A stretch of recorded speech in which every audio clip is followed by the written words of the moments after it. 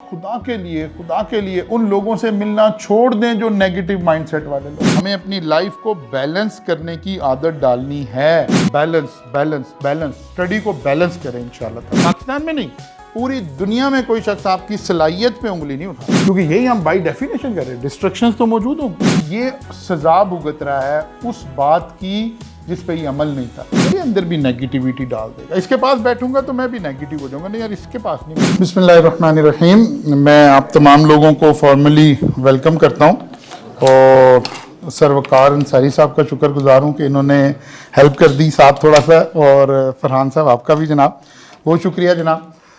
अच्छा जनाब, हमारा आज का सेशन और इसका मकसद और इसका जो मेन थीम है वो सेल्फ़ डिसिप्लिन से रिलेटेड है। आप में से माशाल्लाह बहुत सारे बच्चे यहाँ पर ऐसे मौजूद हैं जो ऑलरेडी सेल्फ़ डिसिप्लिन को फॉलो करते हैं ज़िंदगी के अंदर और इसके फ्रूट्स को एंजॉय भी कर रहे हैं। लेकिन जाहिर है इन सेशंस का मकसद यही होता है कि गाहे बगाहे हम अपने आप को अपग्रेड करते रहें और चीज़ों को जाहिर है सीखते रहें, चीज़ों के अंदर इनोवेशन लाते रहें और अपने आप को अपग्रेड करते रहें। सबसे पहले हम अगर एक बात का आगाज़ यहाँ से करें कि सेल्फ़ डिसिप्लिन से, क्योंकि हम एकेडमिक्स के अंदर इसकी गुफ्तगू कर रहे हैं, तो आप लोगों के जहन में सेल्फ़ डिसिप्लिन से क्या मीनिंग जहन में आता है? कोई बच्चा है जो इसको थोड़ा सा एक्सप्लेन करेगा? सेल्फ़ डिसिप्लिन से हमारी क्या मुराद है? Time management. और जी सेल्फ डिसिप्लिन से क्या मुराद है हमारी? कंसिस्टेंट, टाइम टेबल, और कोई बात?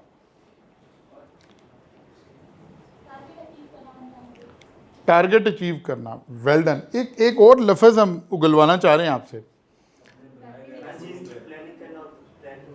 हर चीज़ की प्लानिंग करना और उस प्लान के मुताबिक चलना। अच्छा, हमें प्लानिंग की क्यों ज़रूरत पेश आ गई होगी?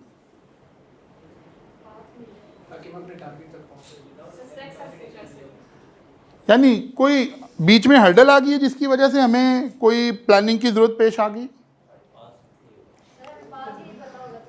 अच्छा, देखते हैं जनाब कि इंट्रोडक्शन टू सेल्फ डिसिप्लिन।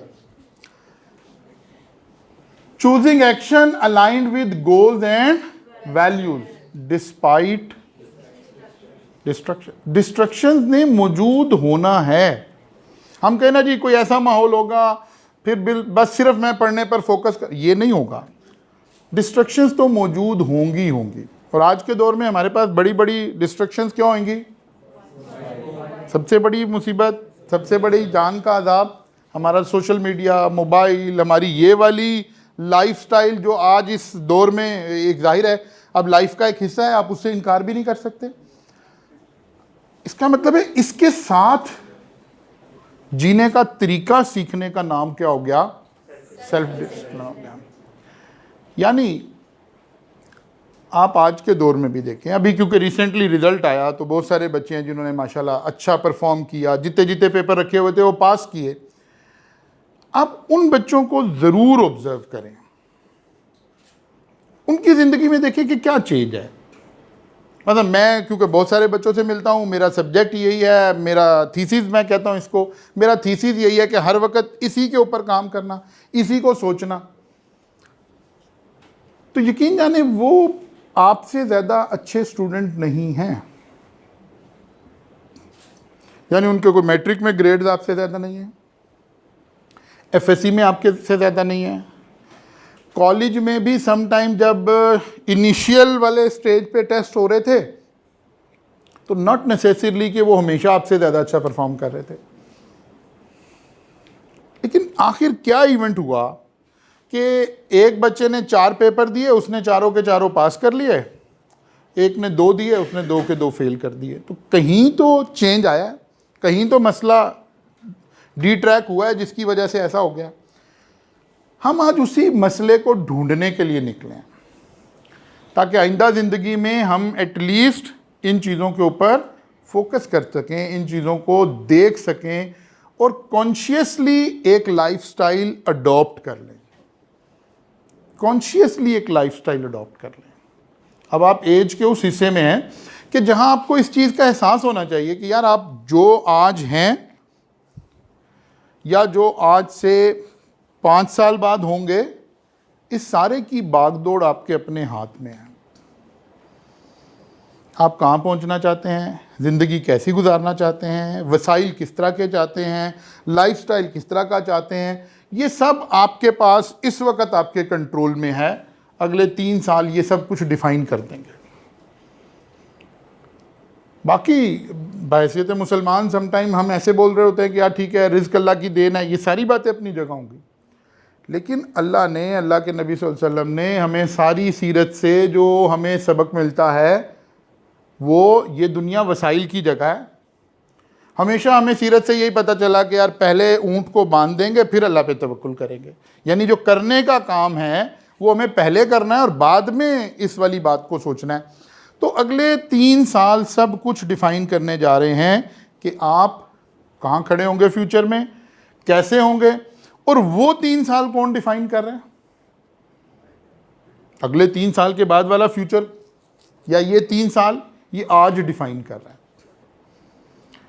कि आपने आज कैसा गुजारा है, इसको गुजारना सीखना है। इसका मतलब है डिस्ट्रैक्शंस भी होंगी, सारा कुछ होगा, उसके बावजूद हमने ऐसे एक्शंस सोचने हैं जो हमें हमारे गोल को अचीव करने के काम आएंगे। और पर्टिकुलरली सीए जैसी स्टडी में, जो कि एक चैलेंजिंग स्टडी ज़रूर है, डेफिनेटली एक चैलेंजिंग प्रोफेशन है हमारा। मैं आपको शायद अभी इस इंटरव्यू में तो नाम उस इदारे का लेना मुनासिब नहीं है। आज मैं आपकी क्लासेस पढ़ाकर आया तो मुझे एक छोटा सा इंटरव्यू करना था एक बच्चे के लिए। दफ्तर में हमें एक बच्चा चाहिए था, तो मुझे बताया गया कि इस बच्चे ने बीएससी अकाउंटिंग एंड फाइनेंस की हुई है, तो सर आप इससे मिल लें। मैंने कहा जी मिलवा दें। अब मैं आपको सिर्फ डिफरेंस समझाने के लिए बात करना चाह रहा हूँ। मैं इदारे का नाम नहीं लेता जहाँ से वो एक अच्छे रीजनेबली गुड इदारे का स्टूडेंट और बीएससी अकाउंटिंग एंड फाइनेंस की हुई है। यानी जब आप कोई काम तालीम हासिल करें और उसको हासिल ना करें, और वो हमारे पास किस हैसियत में अप्लाई कर रहा है, एक ऑफिस बॉय से थोड़े से ऊपर के रैंक के लिए। आई वॉज शॉक कि यार बीएससी अकाउंटिंग एंड फाइनेंस का बंदा। मैंने हाफिज़ नवाज साहब से कहा कि यार आपने इसे बताया कि ये किस पोस्ट के लिए अप्लाई कर रहा है? मैं कहा नहीं सर, मैंने सारा उसे जेडी बता दी है, जॉब डिस्क्रिप्शन बता दी है, and he is willing to work. अच्छा, मुझे अफसोस भी हुआ, शौक भी हुआ। मैंने कहा अच्छा बुलाओ, मैं मिल लेता हूँ। जब मैंने उसका इंटरव्यू किया तो मुझे पता चला हम जिस पोस्ट के लिए इस बच्चे को हायर करना चाह रहे हैं, ये वो भी डिज़र्व नहीं करता। ये वो भी डिज़र्व नहीं करता। और हमारी रिक्वायरमेंट वहाँ क्या थी, सिर्फ कि मैट्रिक पास बच्चा हो। डिग्रियां गले में सजाने के लिए नहीं होती। सर्टिफिकेट्स लेने का नाम क्वालिफिकेशंस नहीं है, डिग्रियां नहीं है। ये आपके अंदर से झलकनी है। मैंने उसको इंटरव्यू में उसके कोई ओरिजिनल सर्टिफिकेट्स नहीं मंगवाए हुए थे। उससे पूछा मैंने, मतलब आई वॉज शॉक कि क्या हो गया हमारे निज़ाम तालीम को, कि जिस बच्चे को मैं गेज कर रहा हूँ कि क्या इसमें मैट्रिक के एक आम बच्चे जितनी सलाहियत है वो भी नहीं है उसमें, और वो क्लेम क्या कर रहा है, बीएससी अकाउंटिंग एंड फाइनेंस। और कम से कम उस इदारे ने उससे कुछ भी पैसे नहीं चार्ज किए होंगे तो 15 लाख रुपए चार्ज किए होंगे। वो इंटरव्यू दे के उठ गया तो तनवीर साहब और मैं बैठे हुए थे, तो मैंने तनवीर साहब को कहा कि यार मेरा जी तो ये चाह रहा है कि इस बच्चे को सेकंड इंटरव्यू के लिए बुलाऊं और इसको रिकॉर्ड करूं और फिर उस इदारे के हेड को भेजूं कि ये आप प्रोड्यूस कर रहे हैं। इसके मुकाबले में आपका प्रोफेशन, जो मैंने लफ्ज़ जहाँ से मैंने पकड़ा कि यार एक चैलेंजिंग प्रोफेशन ज़रूर है, लेकिन आपके इदारे को ये क्रेडिट जाता है, आईकैप को ये क्रेडिट जाता है कि आपके ऊपर कल को जब आप क्वालिफाइड हो जाते हैं तो कोई शख्स उंगली नहीं उठा सकता। कोई, पाकिस्तान में नहीं, पूरी दुनिया में कोई शख्स आपकी सलाहियत पे उंगली नहीं उठा सकता। ये तो सर्टिफिकेट आपको आईकैप दे के भेजेगा। यानी ये तो हो सकता है कि एक बच्चा जिसने बड़ा अच्छा पढ़ा हुआ हो और खुदा ना खास्ता वो पास ना हो, लेकिन ये नहीं हो सकता कि एक ऐसा बच्चा पास हो जाए जिसने पढ़ा ही नहीं हुआ था। ये मुमकिन नहीं है। तो एक डिफरेंट, आप उससे एक चैलेंजिंग कोर्स का जाहिर है आप हिस्सा हैं, तो जाहिर है उसका इनपुट आप डाल रहे हैं, उसके लिए एफर्ट कर रहे हैं। तो हम सिर्फ अगेन एंड अगेन यही बात सीखने की कोशिश कर रहे हैं कि यार ये इनपुट हमारा थोड़ा सा रिड्यूस हो सकता है अगर हम खुद को डिसिप्लिन कर लें। डिसिप्लिन में पहली डेफिनेशन वही है कि भाई क्या आप आज सुबह उठे, आज क्या डेट है, 14 मई, क्या जब हम आज सुबह उठे तो मेरे पास मेरे दिन का शेड्यूल मौजूद है? शेड्यूल का मतलब क्या है? किस टाइम मैं आज क्या कर रहा हूँ। मैं ये नहीं कह रहा मैं आज क्या कर रहा हूँ, इसको मैं शेड्यूल नहीं मानता। किस टाइम मैं क्या कर रहा हूँ, क्या ये शेड्यूल था मेरे पास? अगर था तो कायनात की कोई ताकत आपको चार्टर्ड अकाउंटेंट बनने से नहीं रोक सकती, कोई ताकत नहीं रोक सकती। और अगर आपके पास ये शेड्यूल नहीं है तो फिर आप एक प्राइस बॉन्ड की तरह से चल रहे हैं, पता नहीं कब पास होंगे, पता नहीं कब प्राइस बॉन्ड निकलेगा, बस लगे हुए हैं, अटेम्प्ट दिए जाएंगे अल्लाह ना करे, और बस ऐसे ही है। पहली चेंज जो आपको रिक्वायर्ड है इस प्रोफेशन में आके, वो यही आर्ट सीखने की ज़रूरत है कि यार अपने पढ़ने के औकात को सेपरेट कर ले, डिस्क्लोज़ कर दें अपने दोस्तों को, अपने रूममेट्स को, अपनी बाकी सारे लोगों को डिस्क्लोज़ करें कि यार ये मेरा पढ़ने के औकात है, इस टाइम मेरा पढ़ाई का टाइम है, ताकि वो लोग आपको उस टाइम पे डिस्ट्रक्शन में ना लेकर आए। क्योंकि यही हम बाई डेफिनेशन करें, डिस्ट्रक्शंस तो मौजूद होंगी। आपके पेरेंट्स को भी पता हो कि इस टाइम मेरा बच्चा पढ़ रहा है, आपको भी पता हो, आपके अलार्म्स लगे हुए हों कि यार ये मेरा टाइम हो गया पढ़ने का। इससे क्या होगा, चंद दिनों में हमारी बॉडी, हमारा माइंडसेट, हमारा सबकॉन्शियस माइंड फ़ौरन ट्रेंड हो जाएगा और वो हमें उसी तरह लेकर चलेगा जैसे एक डिसिप्लिन इंसान को चलना चाहिए। और अगर ऐसे नहीं है, आपने सुबह सोचा यार मैंने आज 3 घंटे पढ़ना है, अब आम बच्चा ये समझ रहा है कि यार क्योंकि मैं था, मैंने आज का प्लान बनाया हुआ है कि मैंने 3 घंटे पढ़ना है, तो मैं भी डिसिप्लिन बच्चा हूँ। मेरी डेफिनेशन में वो डिसिप्लिन बच्चा नहीं है। आपने टाइम फिक्स किया, अगर आपने आज 3 घंटे पढ़ना है तो वो कौन से 3 घंटे हैं? क्या ये फिक्स है? अगर फिक्स है तो ओके डन, फिर आप ठीक ट्रैक पे जा रहे हैं, कोई प्रॉब्लम नहीं है। लेकिन अगर ये फिक्स नहीं है, बल्कि सिर्फ इतना फिक्स है कि हाँ मैं 3 घंटे पढ़ूंगा, तो आपको मालूम है कि क्या होगा? आप हर वक्त ही करेंगे अच्छा बस अभी फजर, सुबह उठेंगे तो कहेंगे अच्छा बस अभी मैं नाश्ता कर लूँ तो पढ़ता हूँ, फिर सोचेंगे अच्छा ज़ोहर के बाद करता हूँ, फिर असर के बाद, फिर मगरिब के बाद, और रात को आखिरी मरतबा क्या सोचेंगे कि कल से पढ़ना शुरू करता हूँ, सुबह से शुरू हो जाऊँगा। इसलिए सबसे पहला तो ये वाली बात को हमें सीखना है, इनकॉर्पोरेट करना है। फिर आते हैं जी, अगर ये सब कुछ हमने कर लिया तो क्या होगा? सबसे पहले आपका फोकस इंप्रूव हो जाएगा। सबसे पहला बेनिफिट जो आपको मिलेगा ना, यू बिकम फोकस्ड। क्या नहीं नहीं नहीं भाई, ये घंटा तो मेरे फलां चीज़ का है, ये तो मैंने इसी पे कंसंट्रेट करना है। हाँ मैंने, अच्छा जी मैंने फेसबुक पे भी बैठना है, मैंने सोशल मीडिया भी देखना है, मैंने, हम तो सोशल मीडिया के लोग हैं, हम तो हर वक्त सोशल मीडिया में दिन रात बैठे हैं। लेकिन कैसे बैठे हैं? डिसिप्लिन्ड वे से बैठे हैं, डिसिप्लिन करके बैठे हैं कि यार ये औकात मेरे होंगे। हाँ ज़रूर, मैं तो इसके ख़िलाफ़ ही नहीं कि आप सोशल मीडिया पे ना आए, मैं तो बल्कि इसको कहता हूँ कि ये एक बड़ी अच्छी चीज़ है फ़ी ज़माना, अगर आप इसमें से कोई पॉजिटिव चीज़ें निकाल रहे हैं तो। लेकिन हर वक्त जब आप पढ़ने बैठे हैं उस वक्त भी व्हाट्सएप ऐसे देख रहे हैं जैसे पता नहीं कोई अभी किसी रियासती इदारे का आपको व्हाट्सएप आना है। जैसे वो एक आजकल एक कहावत वो मशहूर है ना कि नमाज पढ़ के फ़ौरन व्हाट्सएप ऐसे देखते हैं कि जैसे कबूलियत का मैसेज आना है। तो वो वाला हाल हमारा हुआ है। कहीं सिग्नल पे रुकते हैं तो वहाँ मोबाइल निकाल के फ़ौरन ऐसे आ जाते हैं। मतलब ऐसे लग रहा है जैसे कोई बहुत बड़ा बिजनेस चल रहा है, हमारे अरबों डॉलर आ रहे हैं और उनका हिसाब ज़ाहिर है देखना है कि मैं राइस से निकला था तो सिग्नल पे पहुँच गया हूँ बरकत मार्केट वाले, तो अब तक कितने हज़ार डॉलर आ चुके हैं। नहीं, इससे बाहर आ जाते हैं। फिक्स कर लें भाई, मैं ये 2 घंटे फ़र्ज़ किया आप सोशल मीडिया पे बैठेंगे तो उसको फिक्स कर लें यार, कौन से 2 घंटे बैठा करेंगे आप।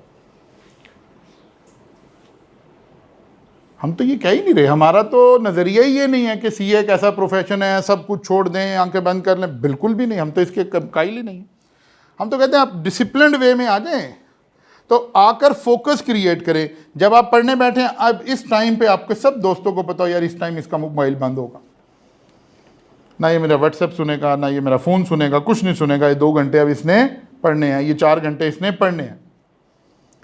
और ये बात इवन आपके पेरेंट्स को भी पता हो, फैमिली को भी पता हो, ताकि वो उस टाइम में आपको कोई काम भी ना बताएं, उस टाइम में कोई डिस्ट्रक्शन ना आ रही हो, आपका फोकस इंक्रीज होगा, आप बेहतर अंदाज से ज़िंदगी गुजारने के काबिल हो जाएंगे। पहला बेनिफिट आपको सबसे बड़ा यही हासिल होगा। सेकंड अगर हम देखेंगे तो डेफिनेटली रिजल्ट्स इंप्रूव हो जाएंगे। इसके बाद हमारे पास राइज में बेशुमार बच्चे ऐसे हैं जिन्होंने 3 पेपर दिए तो 3 के 3 पास हो गए, 4 दिए थे 4 के 4 पास हो गए, 2 दिए थे 2 के 2 पास हो गए। क्या एज अ स्टूडेंट आपको कुछ बच्चों के बारे में पहले ही पता होता है कि ये फेल ही होगा? सोच लें ज़रा। नहीं, एज अ टीचर नहीं, एज अ टीचर नहीं, मैंने बड़ा मोहतात लफ्ज़ इस्तेमाल करता हूँ। मैंने कहा एज अ स्टूडेंट मोस्टली नहीं पता होता, मोस्टली नहीं पता। हम फाइनल में जब थे ना, फाइनल आखिरी पेपर दे रहे थे तो मेरे साथ एक बच्चा था, यानी जाहिर है मेरा दोस्त ही था तो हम दोनों फाइनल के पेपर दे रहे थे। ये जो बीएफडी का पेपर है ये आखिरी पेपर हुआ करता था उस वक़्त पेपर देने में। तो हम दोनों पेपर देकर निकले तो हम दोनों को ऐसा लग रहा था कि बस ठीक हुआ है पेपर, तुक्का लग गया तो पास भी हो जाएंगे, ना लगा तो फेल भी हो जाएंगे। और हम आपस में अपने नंबर्स और वो आंसर और जैसे स्टूडेंट करते हैं वो सब मैच कर रहे थे। तो जब रिज़ल्ट आया तो इस दूसरे वाले बच्चे का गोल्ड मेडल था बीएफडी के अंदर और मैं पास था, ठीक है ना। मेरे लिए वही गोल्ड मेडल था कि क्वालिफाई हो गया था सीए ठीक है ना।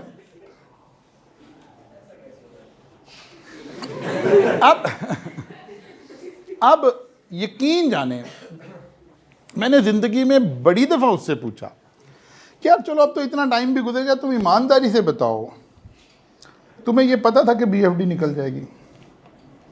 वो कहता था खुदा की कसम नहीं पता था। बात समझ आ रही है? तो फिर क्या फ्रूट्स आ रहे हैं ये, क्या फ्रूट्स आ रहे हैं ये? सिर्फ एक बात है, हम 4 लोग थे, हम चारों हर अटेम्प्ट में पहली अटेम्प्ट में क्वालिफाई हो रहे थे सीए फाइनल तक पहुंचने में, बिल्कुल शुरू से इकट्ठे चल रहे थे, हम इकट्ठे पढ़ते थे। ये अक्सर मेरी तरफ आ जाते थे, मेरे पास रूम क्योंकि सेपरेट अवेलेबल था पढ़ने के लिए तो ये मेरी तरफ आ जाते थे। हम सब इकट्ठे ही पढ़ रहे होते थे और एक शेड्यूल बना के पढ़ रहे होते थे, एक कंसिस्टेंटली चल रहे होते थे। तो उसका असर क्या हुआ कि हम गोल्ड मेडल आना तो एक अल्लाह का इनाम है ना, किसी वक्त किसी का भी आ जाए, लेकिन हम बहरहाल पहली अटेम्प्ट में क्वालिफाई हो रहे थे। और मैं आपसे ये अपने दौर की बात कर रहा हूँ कि उस दौर में मैंने फिर जब मैं सीए फाइनल 4 मॉड्यूल होते थे उस वक्त, तो 3 मेरे क्वालिफाई हो चुके थे पहली अटेम्प्ट में। तो शायद मैं पहला आदमी होऊंगा पाकिस्तान में जिसने इस टॉपिक के ऊपर सेमिनार किया, how you can qualify in first attempt. कि यार आखिर ये क्या आर्ट है कि हम बिल्कुल बगैर फेल हुए आगे आते जा रहे हैं। हमारे अदनान रशीद साहब आपके जो उस्ताद हैं, इन्होंने पूरे प्रोफेशन में ये भी कभी फेल नहीं हुए। तो और जिस दौर की हम बात कर रहे हैं उस वक़्त एवरेज पास रेट 5% होता था। आज एवरेज पास रेट 40% है।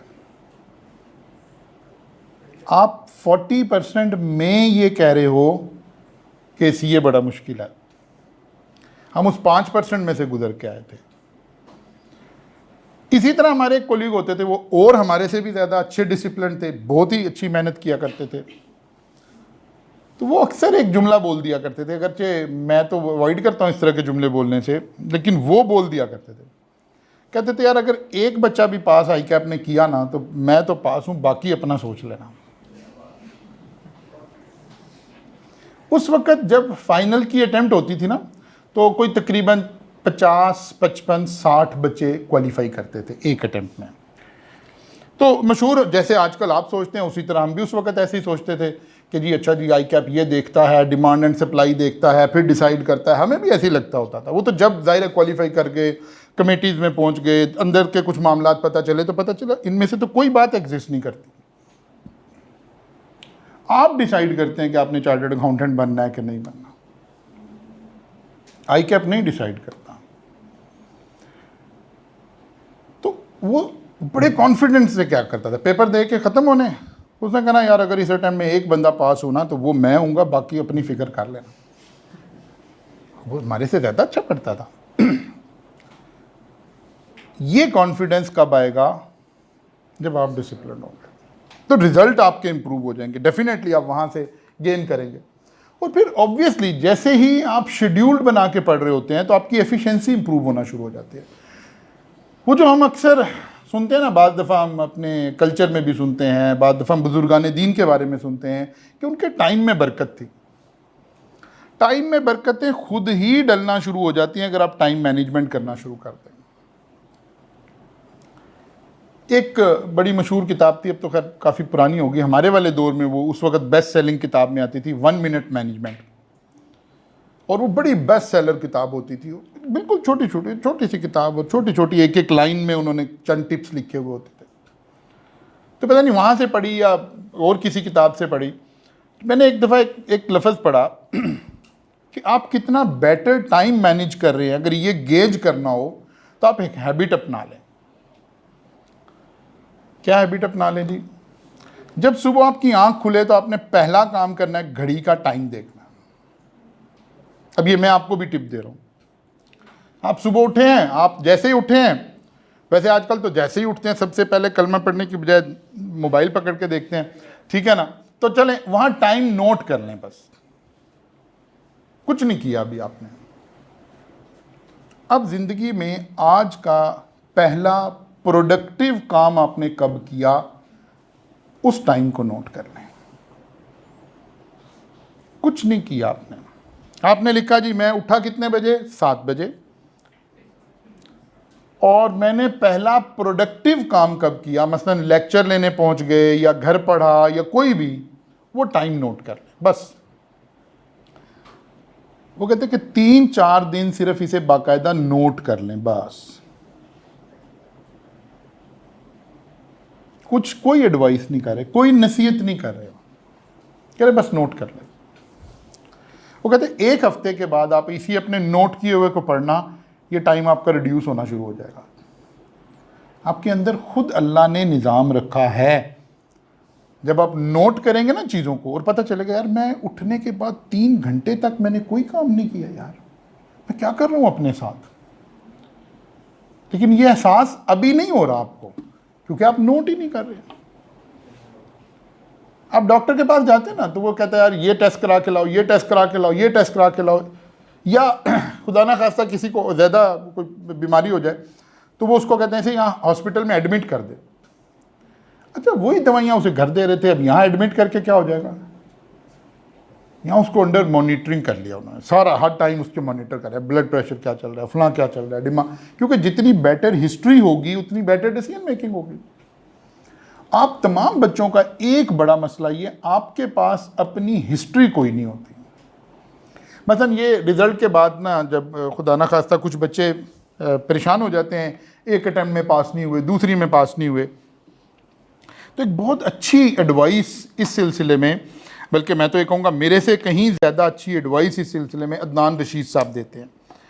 वो बच्चे को बड़े ज़बरदस्त तरीके से खंगालते हैं, देखते हैं, उसे बताते हैं, उनकी कोशिश होती है मैं इसे आइडेंटिफाई करके बताऊं कहाँ तू गलती कर रहा है। अच्छा, मेरी आदत थोड़ी सी है, मैं बच्चों को कहता हूँ कि अच्छा बेटा एक काम करो, अगर कोई ज़्यादा ही क्रोनिक केस आ जाए ना, 2 3 4 अटैम्प्ट हो गई, तो फिर मैं उसे कहता हूँ बेटा आप 2 काम करें, आने से पहले ना अपनी बुक्स और अपनी नोटबुक साथ लेकर आए। इस सेशन में आपने जो किताबें पढ़ी हैं वो भी ले आओ, और जो रजिस्टर आपने बनाए थे वो भी ले आओ। फिर आपको मैं देखता हूँ, कोशिश करता हूँ पता चले कहाँ प्रॉब्लम है। तो आप सुन के हैरान हो जाएंगे, कुछ बच्चे कहते हैं कि सर वो नोटबुक तो कोई भी नहीं है। अच्छा, किताब लाते हैं, माशाल्लाह साफ सुथरी धुली धुलाई ऐसी बेहतरीन किताब, तो यहीं से पता है सारी, कोई भी सारी, यहीं से पता चल रहा है कि आप कहां खड़े हैं। ट्रैक करें। मैं इस वक्त मैंने 3 4 लोगों को एंगेज किया मेरी फैमिली में, मेरे अपने बेटे समेत, मेरे बड़े भाई के बेटे, ये जरा सॉफ्टवेयर में सब लोग हैं, तो एआई के लोग हैं। हम एक सॉफ्टवेयर डेवलप कर रहे हैं इस वक्त, उम्मीद है कोई शायद 1 महीने तक 1.5 महीने तक हम उसे बाकायदा लॉन्च करेंगे, सिर्फ सीए के बच्चों के लिए, so that they can track their history, they can track their record, कि उन्होंने कितना पढ़ा था, उन्हें पता। वो कहते सर बहुत पढ़ा था, यार ये तो आप कह रहे हो ना बहुत पढ़ा था। कैसे रिकॉर्ड इस वक्त ट्रैक करें कि आपने कितने घंटे पढ़ा था, क्या पढ़ा था, किस टॉपिक पे कितने टाइम लगा दिया। मसलन बाद दफ़ा बच्चा फेल इसलिए हो जाता है कि उसने कुछ टॉपिक के ऊपर एक्स्ट्रा टाइम लगा दिया, कुछ को जल्दी गुजर गया। लेकिन क्या आप में से किसी के पास ये रिकॉर्ड है? यानी जिसके पास हुए उसके पास भी रिकॉर्ड है? नहीं है, क्योंकि हम कहीं रिकॉर्डिंग, हालांकि हम वो लोग हैं जो फाइनेंशियल ट्रांजैक्शन को रिकॉर्ड करना सीख रहे हैं, लेकिन हम अपनी कोई रिकॉर्डिंग नहीं कर रहे, जिसकी वजह से वो जो आपके अंदर बिल्ट इन अल्लाह ने एक एलिमेंट रखा है ना, वो जो मैं अभी आपको टेक्निक सिखा रहा था कि आप सिर्फ लिखना शुरू कर दें, कोई नसीहत नहीं है, कोई नसीहत नहीं है। सिर्फ 1 हफ्ता लिखें कि आप उठे कब थे, आपने पहला प्रोडक्टिव काम कब किया, उठे कब थे, पहला 1 हफ्ते के बाद आप ये देखिएगा ये ब्रिज कम होना शुरू हो जाएगा, गैप कम होना शुरू हो जाएगा। बिकॉज वो जो अल्लाह ने हमारे अंदर शऊर रखा है, जिसे हम ज़मीर कह लें, शऊर कह लें, हम अशरफुल मखलूक़ात हैं, हम सेल्फ मोटिवेटेड मशीन है अल्लाह की तरफ से बनाए हुए, इसने भी तो रोल प्ले करना है कि नहीं करना। जैसे अगर आप मतलब हम सब मिडिल क्लास के बच्चे बैठे हुए हैं, तो ये फाइनेंशियली जाहिर है मुश्किलात का शिकार है, आप चाहते हैं यार आपके माँ बाप के ऊपर थोड़ा बर्डन थोड़ा सा रिड्यूस हो जाए, यार जो मैं ताउन कर सकता हूँ मैं कम से कम अपने माँ बाप से उतना ताउन तो करूँ। तो आप एक काम करें ना, आप रोज़ाना जो स्पेंडिंग कर रहे हैं उसको लिखना शुरू कर दें, बस कुछ नहीं करना, कोई सेविंग की नसीहत नहीं है, कोई कुछ नहीं है। आज आपने जहाँ जहाँ पैसे खर्चे बस उसको लिख लें, आप देखिएगा अगले महीने आपके एक्सपेंसेस रिड्यूस होने शुरू हो जाएंगे, आपको समझ आनी शुरू हो जाएगी कि यार यहाँ मैंने फिजूल पैसे खर्चे, यार ये मैं अपने माँ बाप के साथ ज़्यादती कर रहा हूँ, ऐसे नहीं मुझे करना चाहिए था। इस सारी बात से जो मैं बिल्ड करना चाह रहा हूँ बात, वो एक ही बात है कि जब आप चीज़ों को डॉक्यूमेंट करेंगे तो इम्प्रूवमेंट आनी शुरू हो जाएगी। इसलिए आप बहुत ज़्यादा नहीं, कम से कम आज इस सेशन में से ये बात ले जाएं कि आप कल जब उठें तो कल का डे आपका इतना कम से कम डॉक्यूमेंटेड हो कि कौन सा सब्जेक्ट आपने कितनी देर पढ़ा है। मसलन आपने 3 सब्जेक्ट रखे हुए हैं, फ़र्ज़ किया कोई से 3, कैफ 1 2 3 है जी, चले तो एक शीट बना लें अपने पास और उस पर लिखना शुरू कर दें, मैंने आज कैफ 1 को कितना टाइम दिया, कैफ 2 को कितना दिया, कैफ 3 को कितना, बस सिर्फ लिख लिया, इतने बजे से इतने बजे, इतने बजे से इतने बजे, सिर्फ लिखना शुरू कर दें, बस सिर्फ 8 दिन लिख लें, जस्ट 8 दिन लिख लें, इम्प्रूवमेंट आनी शुरू हो जाएगी। क्योंकि हमारी मशीन अल्लाह ने ऐसी बनाई है, हमारे अंदर अल्लाह ने शऊर रखा है, इस शऊर को हम खुद मार रहे हैं। जिसे कहते हैं ना बंदा ये कौन हो गया, ये बेज़मीर हो गया। वो बेज़मीर हम कैसे हो गए, हम उधर ध्यान ही नहीं देते जहां से ज़मीर ने जागना। इसलिए जैसे ही आप शेड्यूल बनाएंगे तो उसके कितने फ़वाइद आपको होने वाले हैं आप उसको अभी यहाँ गेज नहीं कर सकते। अगर हम उसको लिखना शुरू करें तो वो तो आवर्स एंड आवर्स रिक्वायर्ड है। इसलिए ये जो ट्रेनिंग सेशंस होते हैं ना, इनका मकसद सुनना नहीं होता। इनका मकसद होता है कि अच्छा चलो आज इतनी बातें हुई ना यार, इस एक बात पर अमल करके देखते हैं, लेट्स सी क्या होता है। मुझे याद है मैं मॉरिशस में था तो वहाँ हम एक माइंड साइंसेस का मैं गया हुआ था तो टीचिंग करने के लिए, लेकिन वहीं एक मुझे कोर्स भी मिल गया तो मैंने कहा मैं आया तो हुआ ही हूँ तो चलो वाई नॉट इसको भी कर लेते हैं। तो वहाँ पर उन्होंने एक ज़बरदस्त किस्म का माइंड साइंसेस से रिलेटेड एक ट्रेनिंग थी, वो हमने की। उसके अंदर वहाँ अना को मारने का भी एक छोटी सी एक एक्सरसाइज थी। तो उन्होंने कहा जनाब आप ना एक सेशन में उन्होंने हमें कहा कि आप क्या काम करें, आप एक लिस्ट बनाएं, पेजेस थे, नोटबुक थी सबके पास, आप एक लिस्ट बनाएं और ऐसे 3-5 नाम लिखें जिन्होंने ज़िंदगी में आपके साथ बड़ी ज़्यादती की है। ऐसे 5 नाम लिखें जिन्होंने ज़िंदगी में आपके साथ ज़्यादती की है। फिर कहा जी चलें ऐसे 5 नाम भी लिख लें जिनके साथ आपने ज़्यादती की है, एक लिस्ट बना लें। अब लोग बैठे हैं ऐसे जैसे आप बैठे हैं, लेकिन ये जो ट्रेनर होते हैं ना, इनको अल्लाह ने यही आर्ट दिया होता है, ये ज़बरदस्ती करवा लेते हैं। उन्होंने कहा नहीं ऐसे नहीं, लिखें सब लोग लिखें, अगर 5 नहीं है तो 3 तो हर एक को लिखने ज़रूरी। ऐसे करते करते उसने सबसे ज़बरदस्ती लिखवा ली। तो उसने कहा जनाब अब आपके पास आधे घंटे का टाइम है, आधे घंटे के बाद टी ब्रेक होगी, टी ब्रेक के बाद मुलाकात होगी। इस दरमियान में आपने इन 6 लोगों को कॉल करनी है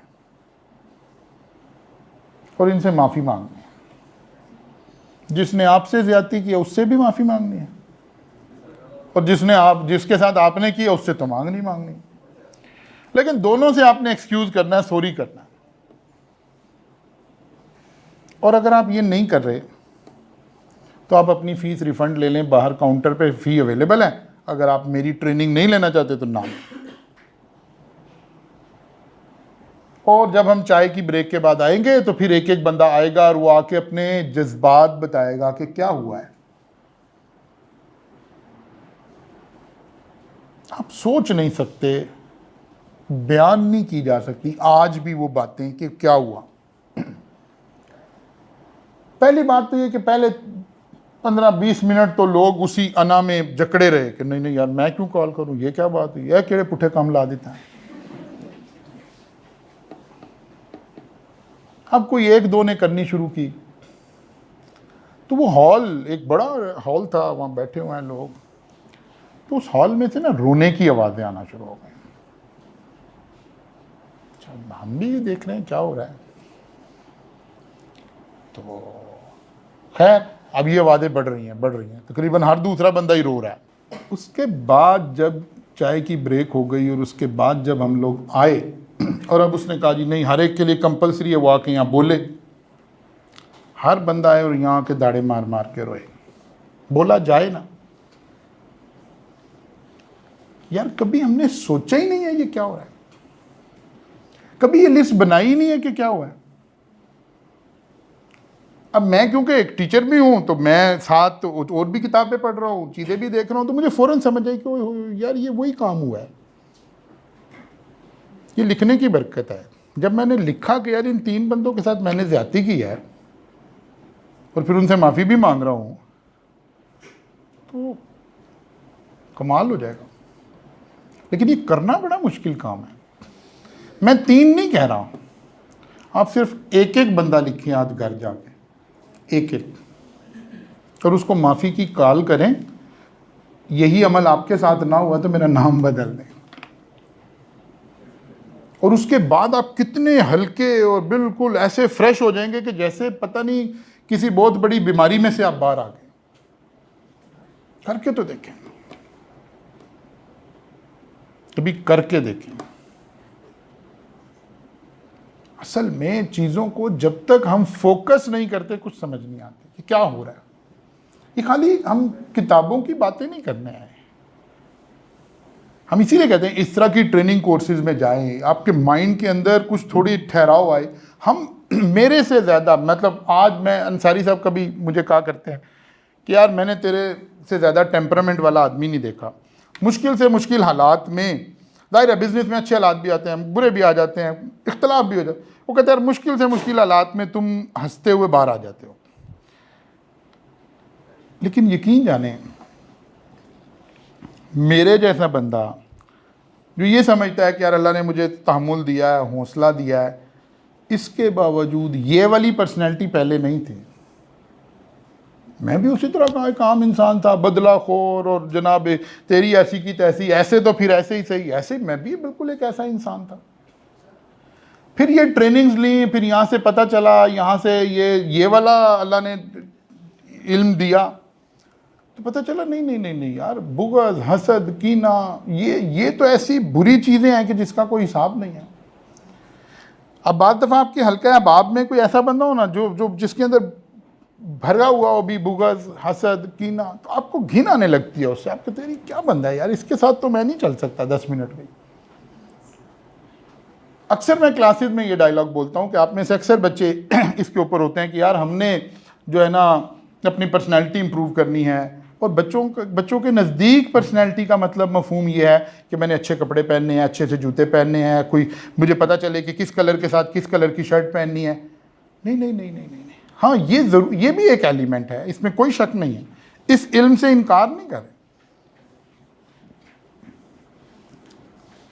लेकिन पहले जिस जिस्म पे आपने सब कुछ पहनना है, उसके अंदर जो कीना भरा हुआ है, हसद भरा हुआ है, बुग़्ज़ भरा हुआ है, इस पे कौन सा लिबास अच्छा लगेगा? इस पे कौन सी खुशबू देगी? इस पे तो कोई खुशबू नहीं दे सकती। ये तो बिल्कुल ऐसे ही है कि गंद का कोई ढेर है, उसके ऊपर आप दुनिया के बेस्ट परफ्यूम्स ला के छिड़कते रहे, इससे क्या होगा? कुछ भी नहीं होगा। यहाँ से खुशबू तो नहीं आ सकती।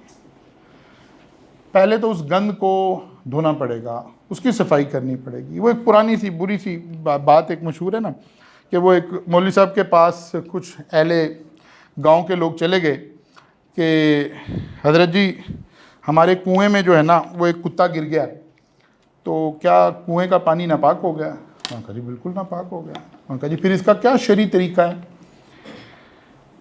तो उन्होंने बताया कि जो भी शरीयत में हुक्म है इस तरह के मामलात में, उन्होंने बताया कि जी इतने डोल पानी निकाल दें तो कुआं पाक हो जाएगा। तो कहीं 1-2 दिन बाद मौलाना साहब वहाँ से गुजर रहे थे, उन्होंने देखा कि लोग अब कुएं का पानी इस्तेमाल कर रहे हैं, यूज़ कर रहे हैं। तो पूछा जी हाँ भाई वो हो गया पाक? उन्होंने कहा जी हाँ हो गया। कह रहे जो कुत्ता निकाला था उसका क्या किया? कहते वो तो नहीं निकाला, वो तो आपने कहा ही नहीं था। तो यहाँ से एक मुहावरा मशहूर हुआ है, इस सारी कहावत से एक मुहावरा मशहूर हुआ है कि खाली डोल निकालने से मसला हल नहीं होगा, कुत्ता भी निकालना पड़ेगा। तो खाली कपड़े अच्छे पहनने से मसला हल नहीं होगा, जो अंदर एक कुत्ता मरा हुआ है ना, इसको भी बाहर निकालना पड़ेगा, इसको भी निकालना पड़ेगा। इसके निकाले बगैर हमारा मसला आगे नहीं चलेगा, नई ज़िंदगी आगे चलेगी। इसलिए ये सीखने की बातें हैं, ये इल्म आपको हासिल करना पड़ेगा। अभी तो क्या हो रहा है, अभी तो हमारे अंदर ये जो नया कल्चर, ये जो नया रिवाज है ना, ये रिवाज हमें बस सिर्फ ये सिखा रहा है, ये हमें बोलना सिखा रहा है, बेवक़्त बेमज़ा बोलना सिखा रहा है। हर एक के हाथ में मोबाइल है और वो कहीं भी बैठता है, कोई भी मैसेज डाल देता है, फेसबुक पे डाल देता है, फलां पे डाल देता है, दिमाग वो ये नहीं सोचता कि यार मैं ये क्या कर रहा हूँ। मसलन ये हर दूसरे दिन किसी ना किसी कॉलेज के बारे में कोई बच्चे कमेंट डाल रहे होते हैं। हम कहते हैं सर हम अपने हुकूक ले रहे हैं, हम अपने राइट्स ले रहे हैं। भाई राइट्स को लेने का भी कोई राइट तरीका होता है। राइट लेने के लिए भी तो आपको राइट मेथड इख्तियार करना है ना। आप अपने वालिदैन से नाराज़ हो जाते हैं, बहन भाइयों से नाराज़ हो जाते हैं, मियाँ बीवी की लड़ाई हो जाती है, ये तमाम जो करीबी हमारे लव एंड अफेक्शन वाले जो रिलेशंस हैं, आप क्या करते हैं? बेगम से लड़ाई होगी तो मैं सुबह उठ के पोस्ट लगाऊंगा, फेसबुक पे आऊँगा, सोशल मीडिया पे आऊँगा? नहीं आऊँगा ना। वालिद साहब से लड़ाई होगी तो सोशल मीडिया पे आऊँगा। तो जो असातिज़ा हैं ये भी तो वालिदैन हैं, ये जो इदारे हैं ये भी तो आपका घर है। यहाँ कोई मसला हो गया तो आप सोशल मीडिया पे क्यों आ गए भाई? क्यों हमारी ये ग्रूमिंग नहीं हो रही? क्यों हमें ये नहीं सिखाया जा रहा? यार नहीं, अगर एक अच्छे इंसान का तरीका क्या है? हाँ, मुझे इख्तलाफ हो सकता है यार, एक एम्प्लॉय से इख्तलाफ हो गया मुझे, तो आप उसके हेड को मिलें। फ़र्ज़ किया उसने भी नहीं हल किया, उसके हेड को मिलें। यार उसको वो भी नहीं किया तो जो बोर्ड ऑफ डायरेक्टर्स हैं उससे मिलें, बिकॉज आपका यहाँ रिलेशन एक फैमिली मेंबर की तरह बना हुआ है। और सीए कम्युनिटी, मैं क्लासेस में भी ये बात करता रहता हूँ, मुझे कोई एक कम्युनिटी बताएं जहाँ असातिज़ा ऐसे काम कर रहे हो आपके लिए, दिन रात 24 आवर्स असातिज़ा आपको हर तरह की सपोर्ट प्रोवाइड कर रहे हो, क्लासेस के बाद लेकर बैठ रहे हो। आप फ़ी अगर अफोर्ड नहीं करते तो उसमें मैक्सिमम आपके साथ कोऑपरेट कर रहे हो। यहाँ तक होता है कि बाद दफ़ा एक बच्चा फीस पेपर देने के करीब आया, कहता सर मेरे पास एग्जामिनेशन फ़ीस नहीं है। कॉलेज कह रहा होता है यार नहीं यार, एग्ज़ाम 2 फीस हम दे देते हैं। आप इन इदारों के बातों में गुफ्तगू कर रहे हैं, इन इदारों के बारे में। मैं अपने इदारे के लिए नहीं कह रहा, मैं आपको तमाम कम्युनिटी के इदारों के लिए कह रहा हूँ। ये बातें हमें कौन सिखाएगा? कहीं से तो हमें सीखनी है। माशरे से सीखेंगे तो फिर तो वैसे ही बन जाएंगे जैसा माशरा है। माशरा तो हमारे दिमागों में उल्टे सीधे अल्फाज फिट करके ये समझता है कि हमने बड़ी कमाल कर दिया जी, हमने तो आज बहुत अच्छी बात कर दी है। मसलन अभी चंद दिन पहले एक डायलॉग चल रहा था कि हम तो अपने बाप से भी माफ़ी नहीं मांगते। नहीं, हम तो अपने बाप से माफ़ी मांगने को फ़ख्र समझते हैं। हम तो इसे तुर्रा इम्तियाज़ समझते हैं कि गलती भी हमारी और माफ़ी भी हम मांगें। हम तो ऐसी औलाद हैं और हम तो ऐसी औलाद ही चाहते हैं। तो क्यों हम नौजवानों को ऐसे फ़िक्रे दे रहे हैं कि जी हम अपने बाप से माफ़ी नहीं मांगते?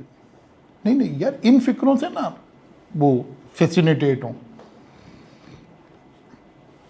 बल्कि इन फ़िक्रों से फैसिनेटेट हों कि यार वालदैन ही की वजह से आज आप बैठे हैं जहाँ भी बैठे हैं। इसलिए भाई बहुत सारी चीज़ें सीखने की। आगे चलते हैं जनाब।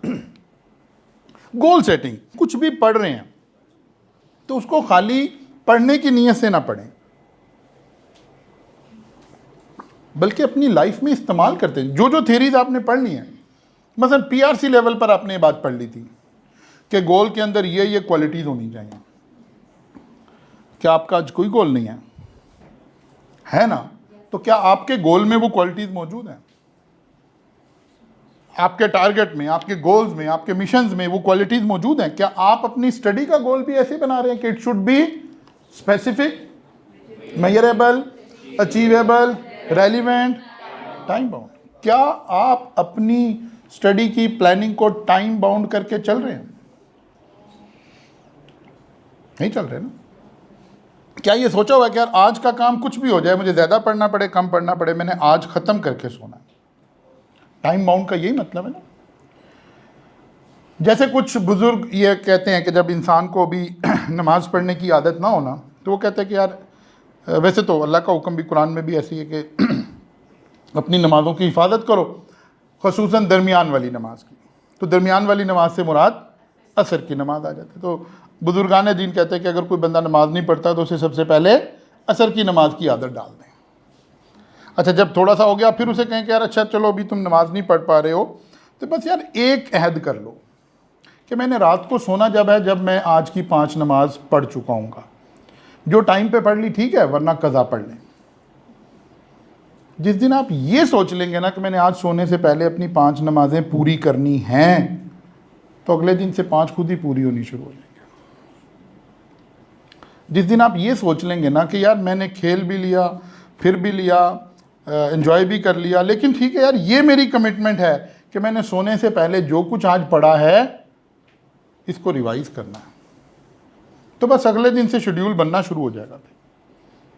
बिकॉज फिर वही बात है, इंसान अल्लाह ताला ने सेल्फ मोटिवेटेड पर्सनैलिटी बनाई है, फिर ये चीज़ें ठीक होनी शुरू हो जाएंगी। लेकिन आप टाइम बाउंड नहीं हैं।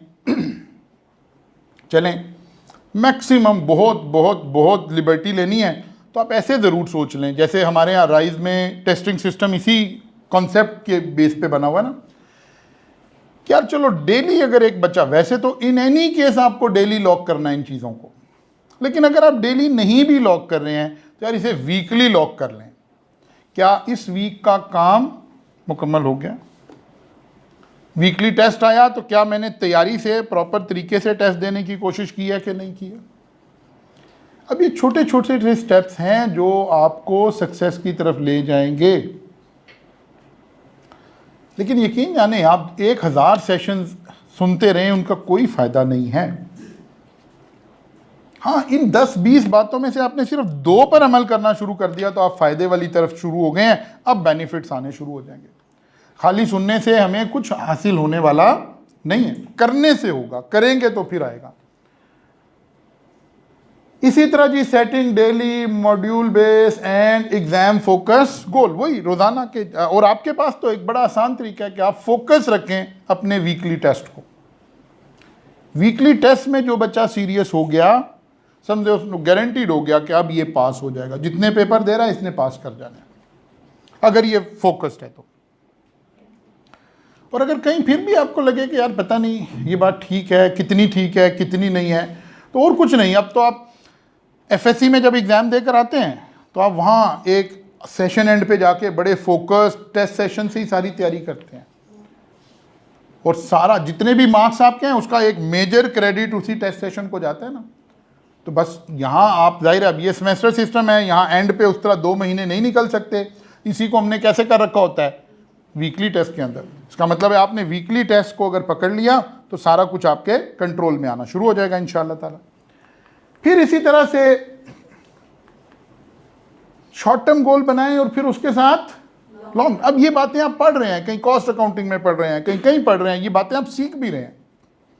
शॉर्ट टर्म का मतलब क्या हो गया, डेली का डेली या वीक का वीक। लॉन्ग टर्म क्या हो गया, इस सेशन का या ओवरऑल, यार कैफ मैंने टारगेट किया है 1 साल में करने का या 1.5 साल में करने का। अब क्या ये टारगेट मेरा अचीव होने जा रहा है कि नहीं होने जा रहा। हमेशा प्लानिंग लॉन्ग टर्म होगी और डिवाइड होकर शॉर्ट टर्म में आएगी। कंट्रोल हमेशा शॉर्ट टर्म से लगेगा। एक बच्चा कहता है सर मैंने बस तहैया कर लिया कि मैं 1.5 साल में कैफ क्वालिफाई करूंगा। अब उसने गेज करना है, मसलन आपने यहां से सोचा यार मैंने इतनी देर में इस्लामाबाद पहुंचना है, तो हर बाशऊर इंसान 15 मिनट में के बाद देखेगा कि यार पिछले 15 मिनट में मैंने कितना ट्रैवल किया है, मैं अपने टारगेट के मुताबिक चल पा रहा हूं या नहीं चल पा रहा, या नहीं करेगा, या इस्लामाबाद पहुंच के देखेगा कितना टाइम लगा है। नहीं, अगर उसने वाकई टाइम पे पहुंचना है तो वो पहले 15 मिनट में ही ट्रैवलिंग अपनी चेक कर लेगा कि यार मैं भाई ये टारगेट मेरा अचीव हो रहा है कि नहीं हो रहा।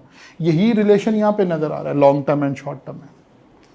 आपने बड़ा ज़बरदस्त प्लान बना लिया, ज़बरदस्त आज तरीके से आप बैठ गए, आपने अच्छा सा एक प्लान बना लिया, बस इसका लिटमस टेस्ट कल की दिन है अवेलेबल।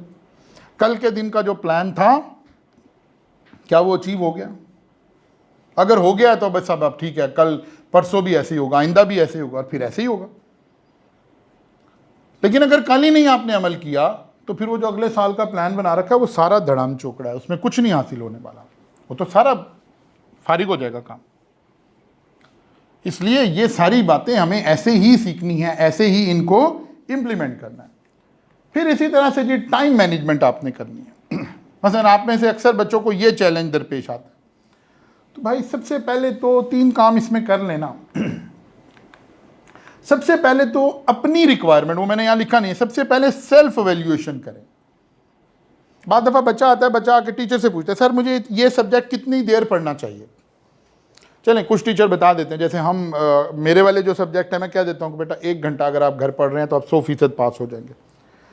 लेकिन मैं कहता हूँ कि चलो अकाउंटिंग आपको कितनी देर करनी चाहिए, कोई और सब्जेक्ट कितनी देर करना चाहिए, कौन बताएगा? ये आप बताएंगे। आपने अपने आप को, अपने सेल्फ को क्या करना है, एवेल्युएट करना है। वहां से आपको पता चलेगा कि यार मेरी रिक्वायरमेंट कितनी है। मतलब टीचर ने जो आज पढ़ाया है, एक बच्चा है वो घर जाके यही काम 40 मिनट में कर लेता है, एक बच्चा वो कहता है सर मेरे 3 घंटे लग गए। तो सबसे पहला काम करने का यही है कि खुद को एवेल्युएट कर ले कि यार मेरी नीड क्या है, मुझे कितना टाइम लग जाता है। फिर अपना शेड्यूल उसके मुताबिक करें और फिर प्रायोरिटाइज कर लें सब्जेक्ट। मसलन अगर आपने 3 सब्जेक्ट रखे हो ना इस अटेम्प्ट में फ़र्ज़ किया, तो देखिए आपको सबसे ज़्यादा डर किस सब्जेक्ट से लग रहा है। इसका मतलब है सबसे पहले जब पढ़ने बैठे उससे बैठे, फिर दूसरे नंबर पे, फिर तीसरे नंबर पे, लेकिन पढ़ें रोज़। हमारे वाले वक्त में ना ये वाली हैबिट एक और अच्छे तरीके से हमारे अंदर आ जाती थी। वो तो जाहिर है कि आपने चेंज कर दिया उसको, और अच्छा हो गया चेंज कर दिया, चलें आप उस आसान मेथड से सीए कर रहे हैं। हमारे वाले वक्त में मॉड्यूल में जितने पेपर होते थे वो सारे एक अटेम्प्ट में देने होते थे। आमतौर पे 5 सब्जेक्ट होते थे और पांचों के पांचों पास करने हैं। अगर एक फेल हो गया तो सारे फेल हो गए। तो हमें ये आदत बड़ी अच्छी थी। अगर हमारे में से कोई आदत नहीं कर रहा था तो उसको सीनियर दोस्त कहते तो पागल है यार, तू सारा दिन काउंटिंग करता रहता है, ये पास हो भी गई तो फायदा क्या है। बात समझ आ रही है? क्योंकि पांचों एक अटेम्प्ट में पास करने ज़रूरी हैं। तो हम रोज़ाना 5 सब्जेक्ट ज़रूर पढ़ते थे। हाँ, ये कर लेते थे, कोई सब्जेक्ट ज़्यादा और कोई सब्जेक्ट कम। ऐसे ही अगर आपने 3 पेपर रखे हुए हैं तो आप अपने आप से पूछ लें क्या आपने तीनों पास करने हैं। जाहिर है जब 3 रखे हैं तो भाई तीनों ही पास करने हैं ना। तो फिर अपने आप को समझाएं कि खाली अकाउंटिंग अगर मैं पढ़ता रहा तो कोई फ़ायदा नहीं है, टैक्स फेल हो जाएगा। बैलेंस क्रिएट करें। हाँ, टाइम की शेड्यूलिंग में अगर कोई सब्जेक्ट आपको मुश्किल लग रहा है, हो सकता है आप कहें यार अकाउंटिंग 2 घंटे पढ़ूंगा और टैक्स 1 घंटा पढ़ूंगा, लेकिन फिक्स कर लें, फिक्स कर लें। सबसे बुरी और फेल करवाने वाली हैबिट ये है कि आपने आज कोई एक सब्जेक्ट बहुत अच्छा पढ़ा और बाकी 2 नहीं पढ़े। ये सबसे डैमेजिंग है। यानी पढ़ने वाला बच्चा भी फेल हो जाएगा इस अपनी हरकत की वजह से। एक तो है ना जो पढ़ ही नहीं रहा, पढ़ने वाला भी फेल हो जाएगा कि आपने ओवरडोज कर दिया। किसी सब्जेक्ट को आप ज़्यादा पढ़ रहे हो, फ़र्ज़ किया उसमें आपने 90 नंबर ले लिए, 80 नंबर ले लिए, वो 50 से ऊपर वाले तो सारे बर्बाद हैं, ज़ाया हैं, उसका तो कोई फ़ायदा नहीं। अब आप इतना तो आगे आ चुके हैं सीए में। इससे बेहतर था वही टाइम आप दूसरे कॉस्ट को देते, लॉ को देते, कंपनी लॉ को देते, एमएफए को देते, तो पता चलता यार नहीं इस वाले सब्जेक्ट में भी 53 आए हैं और उसमें भी 51 आ गए हैं। अब किसे पता चलना है कितने नंबर आए हैं। बैलेंस्ड होके चले, बैलेंस्ड होके चले। जिस बच्चे ने 3 सब्जेक्ट रखे हैं उसने तीनों रोजाना पढ़ने हैं, जिसने 2 रखे हैं उसने दोनों रोजाना पढ़ने हैं, जिसने 4 रखे हैं उसने चारों रोजाना पढ़ने हैं। और अगर आप ऐसा नहीं कर पा रहे तो यहीं अपना पेपर ड्रॉप कर लें, क्योंकि अल्टीमेटली आपको तंग कर देगा। मैं क्योंकि रिजल्ट के बाद बहुत सारे बच्चों से मिलने का शेड्यूल बनाता हूँ। फेलियर वाले बच्चे आते हैं दायरे मशवरा करने, तो फेलियर वाले आते हैं ना। पास वाला तो बड़ा कोई आए तो सिर्फ कम्बिनेशन पूछने आता है, 30 सेकंड कंसल्टेंसी लेता है वो तो सिर्फ। वो कहता है सर बताए कम्बिनेशन क्या रख लूँ, बेटा ये वाला रख लो, गया फारिग हो गया। फेल वाले 1-1 घंटा 1.5 घंटा, बाद दफ़ा अपनी वालदा को भी साथ लाए होते हैं, वालिद को भी साथ लाए होते हैं, यानी वो बच्चे को साथ लाए होते हैं। बात समझ आ रही है? मैंने अक्सर ऐसे बच्चे देखे जो 4 पेपर रख के बैठे हैं, चारों फेल हो गए। कहाँ फेल हो गए? 40s में जाकर। तो मैं इन्हें ना वहाँ इनसे लिखवाता हूँ पहले कि अच्छा जी बताओ जी कितने कितने मार्क्स आए। फिर मैं उनसे कहता हूँ ये मार्क्स ना एक एफर्ट लेवल थे, इसका सम करो, इतनी एफर्ट आपने लगाई है, इसमें से ये पेपर माइनस कर दो और इसकी एफर्ट बाकी 3 में ऐड करते तो वो तीनों पास हो जाते। 4 रख के चारों फेल करने से बेहतर था 3 रख के तीनों पास कर लेते। लेकिन ये बात कब पता चलती है? फेल होने के बाद। लेकिन अगर आप चाहते हैं कि नहीं नहीं सर मुझे आज पता चल जाए मैं कोई गलत तो नहीं कर रहा, तो बस उसका आसान हल है। आज सोच लें जितने पेपर आपने रखे हैं क्या रोज़ाना सारे पढ़ रहे हैं? अगर नहीं पढ़ रहे हैं तो ये रिजल्ट आपको आज ही पता चल रहा है। मिले उन बच्चों से, यहाँ इस सेशन में भी वो बच्चे बैठे हुए हैं, मिले उन बच्चों से जिन्होंने जितने पेपर रखे थे उतने ही पास किए हैं। ज़रूरी नहीं 4 वाले ही हों सारे। जिसने 2 रखे थे दोनों पास किए, 3 रखे थे तीनों पास किए, 4 रखे थे चारों पास किए। इन बच्चों से मिले, टीचर तो नसीहत कर ही रहा है ना, आप ज़रा अपने हम एज बच्चों से मिलके उनकी नसीहत सुने, वो क्या बता रहे हैं आपको। इसमें से 80% बच्चे आपको वही मिलेंगे जो यही कहेंगे कि यार हाँ हम जितना भी पढ़ रहे थे, लेकिन अगर 4 रखे थे तो यार मुझे पता था ना मैंने 4 रखे हैं, मैं रोज़ाना पढ़ रहा था, मैं कम से कम क्लास का काम यार मैं घर जाकर ज़रूर देख लेता था। तो ऑब्वियसली यहीं से ही वो सारी पॉजिटिविटी आना शुरू होती है, यहीं से ये सारा काम शुरू होता है। फिर इसी तरह से जो एक बात करनी है इफ़ेक्टिव स्टडी टेक्निक्स के अंदर 2-3 छोटी छोटी सी ना आपने टेक्निक्स को इस्तेमाल कर लेना है।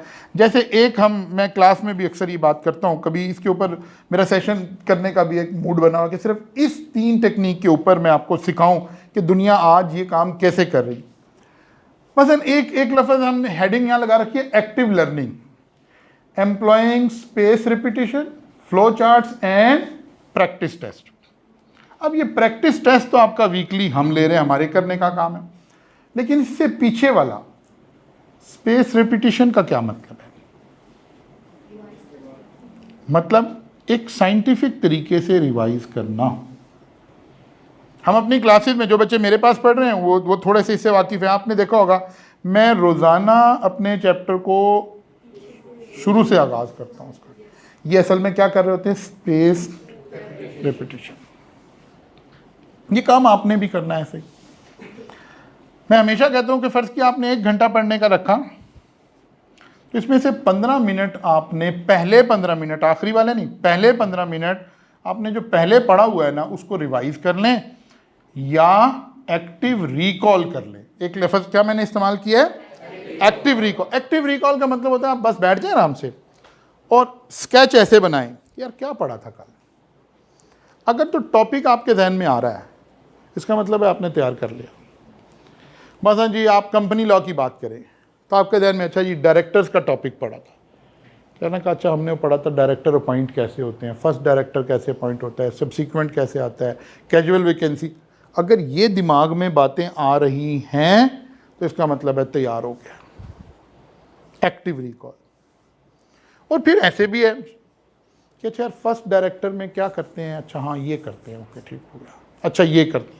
ये जो ब्रेन हमारा है यहाँ जो इसको ये मेमोराइज कर रहा है ना, हमारे साथ हमारा ब्रेन क्या करता है, बिल्कुल वैसे ही करता है जैसे आपके साथ मेरे साथ कभी घर में मामला हो जाता है कि कोई चीज़ ला के रखी है कि यार कभी इसकी ज़रूरत पड़ जाती है और जब ज़रूरत पड़ी है वो मिल ही नहीं रही है। हमें कंफर्म पता है कि ये घर में मौजूद है, लेकिन क्या काम आई? नहीं आई ना। अच्छा जब नहीं मिली तो गुस्सा ज़्यादा चढ़ा कि लाए भी और फ़ायदा कुछ नहीं हुआ, कि कम चढ़ा? यही वाली एक एक्टिविटी खुदा ना खास्ता एग्ज़ाम में होती।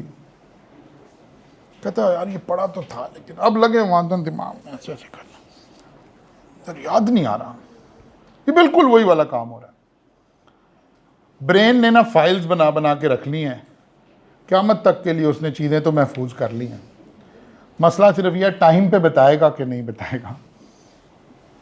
ये काम कैसे आता है? अगर आप अपनी फाइल्स को रिट्रीव कर रहे हैं ना, एक्टिव रिकॉल कर रहे हैं, तो फिर आपका ब्रेन इस पे ट्यून अप होता है कि चीज़ कहाँ पड़ी है, तो फ़ौरन लेके आता है अच्छा पहला डायरेक्टर ऐसे, दूसरा ऐसे, फिर आगे ऐसे। अब इसकी प्रैक्टिस की ज़रूरत है हमें। इस तरह से पढ़ने की ये साइंटिफिक जो टेक्निक्स हैं इसे सीखने की ज़रूरत है। आप सिर्फ रट्टा लगाई जा रहे हैं, रट्टा लगाई जा रहे हैं, रट्टा लगाई जा रहे हैं, नहीं, खाली रट्टे ना लगाएं। ये देखें जो याद कर लिया क्या वो मुझे वक्त पे याद आ जाता है कि नहीं आ जाता? क्योंकि जब इंसान डिप्रेशन में आता है तो जो मेरी सलाहियत है वो कर्टेल हो जाती है। फिर उधर दूसरी बात भी आप उसे सेकंड खुद ही करेंगे कि बाद दफ़ा ऐसे होता है कि आप एग्ज़ाम में बैठे हैं, नहीं याद आ रहा, बड़ा ज़ोर लगा रहे, नहीं याद आ रहा। इधर एग्जामिनर को पेपर पकड़ाया, अभी उसके पेपर उसके हाथ को टच हुआ है, ओ यार ये क्या हुआ? क्योंकि जैसे ही आपने उसे पेपर देने का फ़ैसला कर लिया तो अब आप उस टेंशन से तो बाहर आ गए। जैसे ही टेंशन से बाहर आ गए तो दिमाग ने कहा जनाब कोई हुक्म है मेरे लिए।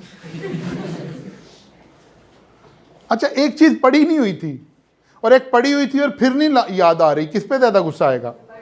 जो पढ़ी हुई थी और याद नहीं आ रही है। इसलिए भाई ये छोटी छोटी टेक्निक्स हैं जिन्हें साइंटिफिकली लेके चलेंगे तो ये मसाइल आएंगे ही नहीं आपको।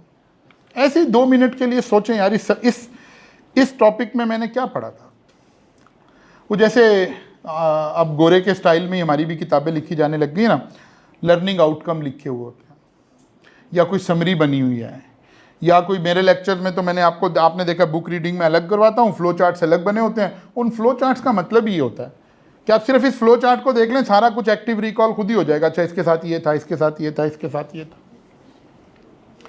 इसी तरह से फोकस एंड कंसंट्रेशन। यार अपने आप को भी कभी टाइम दें, कभी अपनी मेंटल हेल्थ के ऊपर भी तवज्जो दें। अब जिस एज के बच्चे हैं, आप में से कोई बच्चा ना एक्सरसाइज करता है, ना वॉक करता है, ना कोई साइकिलिंग करता है, ना कोई योगा करता है, इनमें से कोई एक्टिविटी नहीं। आप ऐसे लग रहा है जैसे पता नहीं आप ही सारी दुनिया सर करने वाले हैं, चांद पे पहला कदम आप नहीं रखना है। नहीं है। अनफॉर्चुनेटली हमारी फिर वही बात है, हमारी नेशन की, हमारे स्टूडेंट की, हमारे बच्चों की तरबियत नहीं हो पा रही है। हम इन चीज़ों को की इम्पोर्टेंस का एहसास नहीं कर पा रहे हैं कि एक अच्छे स्टूडेंट की मेंटल हेल्थ भी अच्छी होनी बेताशा ज़रूरी है। और आपको योगा करने के लिए मैक्सिमम 10 मिनट्स रिक्वायर्ड है।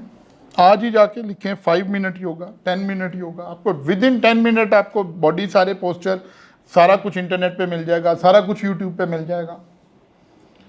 सिर्फ 8 दिन करके देख लें, फिर आप खुद ही कायल हो जाएंगे कि अच्छा जी ये करना चाहिए कि नहीं करना चाहिए। लेकिन अगर आप उसी तरह ही उठ रहे हैं, बस उसी तरह ही एक रूटीन है, वही एक लेजी स्टाइल है, तो फिर ऑब्वियसली फिर रिजल्ट भी वैसे ही हैं। आपके सामने अब तो हम एक लंबी लिस्ट आपसे शेयर कर सकते हैं कि जिन बच्चों ने 1 साल के अंदर कैफ मुकम्मल कर लिया, और ऐसे बच्चे भी हैं। आज भी एक बच्चा मुझे मिलने आया हुआ था, कहता सर 4 अटेम्प्ट हो गई, अभी तक कोई पेपर नहीं निकला। मैंने कहा अच्छा जी अब क्यों आए हो? वो सर मैं चाह रहा हूँ मैं लेक्चर दोबारा ले लूँ। मैंने कहा अच्छा बेटा कैसे लोगे? ऑनलाइन। मैंने कहा बिस्मिल्लाह जी, हो गया फिर तो। यानी जो बच्चा 4 अटेम्प्ट से फेल हो रहा है, वो इस अटेम्प्ट में दोबारा, यानी 4 अटेम्प्ट में फेल होने का मतलब पता चल रहा है कि बच्चा सेल्फ डिसिप्लिन। और ऑनलाइन एजुकेशन तो सिर्फ सेल्फ डिसिप्लिन लोगों के लिए है ना, बाकियों के लिए तो है ही नहीं। बच्चा ये सोच रहा होता है कि शायद मैं किसी टीचर के पास जाऊंगा, उसकी क्लास ले लूंगा तो पास हो जाऊंगा, उस टीचर से पढ़ लूंगा तो पास हो जाऊंगा। उसे ये समझ नहीं आ रही पास उसने सिर्फ खुद पढ़ने से होना है। टीचर तो सिर्फ कॉन्सेप्ट को एक्सप्लेन कर सकता है, बता सकता है, उसके बाद मेजर काम आपके जिम्मे का रह जाता है। अगर आप उसे नहीं कर रहे हैं तो ऑब्वियसली एक मुश्किल का शिकार हो जाएंगे। अच्छा जनाब, स्ट्रेस मैनेजमेंट, अभी भी मैंने आपसे साथ बात की कि सबसे पहले तो आपको ये पता चलना चाहिए कि क्या, अच्छा हम अक्सर कहते हैं कि यार अगर आप खुदा न खास्ता स्ट्रेस में हैं तो भाई बड़ा मसला पड़ जाएगा। अब फिर वही बात है, क्योंकि हम टीचर हैं, हम ज़रा कम्युनिटी एज अ होल को देख रहे होते हैं, तो ये शायद कोई अच्छे फैक्ट्स नहीं है जो मैं आपके साथ शेयर करने लगा हूँ। हर सेशन में कम से कम 4 से 5 बच्चे ऐसे मिलते हैं जो बाकायदा तौर पर पेशेंट बन जाते हैं, साइकोलॉजिकल पेशेंट बन जाते हैं, जिन्हें मुझे किसी साइकेट्रिस्ट के पास भेजना पड़ रहा होता है, बिकॉज उन्हें पता ही नहीं लग रहा होता कि वो कब डिप्रेशन में चले गए हैं, कब वो स्ट्रेस में जाते जा रहे हैं। तो आपको कंटिन्यूसली इसको भी अपने आप को देखना है। स्ट्रेस मैनेजमेंट की सबसे बेहतरीन तरीक़ाकार तो अल्लाह के नबी ने हमें खुद ही बता रखा है, हमारे मज़हब ने हमें बता रखा है। अगर आप 5 वक्त नमाज़ पढ़ रहे हैं तो फिर स्ट्रेस मैनेज हो रही है, क्योंकि नमाज हमें स्ट्रेस को ही मैनेज करना सिखाती है। लेकिन बहरहाल इन एनी केस आपको देखना है, और खुद को रिलैक्स करने के लिए माइंड एक्सरसाइजेज अवेलेबल होती हैं, योगा के पोस्चर्स अवेलेबल होते हैं, एक्सरसाइज अवेलेबल होती है, ब्रीदिंग एक्सरसाइज अवेलेबल हैं। ये सब आपको सीखनी चाहिए, इस पे कुछ टाइम नहीं लग रहा,